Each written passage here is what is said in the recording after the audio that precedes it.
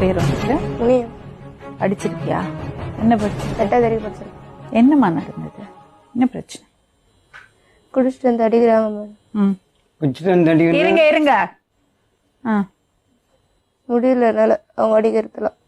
அப்போ ரொம்ப ரொம்ப கொடுமைப்படுத்துறாங்களே. இவனை அவன் அண்ணன் கூட சேர்த்து வச்சு ரொம்ப கொடுமைப்படுத்துறாங்க. அதனால அவங்க அண்ணன் நெருப்பு வச்சுட்டாரு. எல்லாரும் 10 பேர் எதிர்க்க சொன்னாரு, நீ அண்ணன் வச்சிருக்கிறேன்னு சொல்லிட்டு. அதனால இவர் நெருப்பு வச்சுட்டாரு. நான் தான் வச்சேன்ல, நானே வச்சிருக்கிறேன்னு சொல்லிட்டு நெருப்பு வச்சுட்டாரு. உனக்கு சுயமரியாதை இல்லை இல்லையா? நீ என்ன பொருளா? நிரூபிச்சுட்டாரு சொல்ற? வெக்கமால நிரூபிச்சுட்டாராம் அண்ணன். சுயமரியாதைன்னு ஒண்ணு இல்ல. அப்புறம் உனக்கு எங்க போச்சு புத்தி?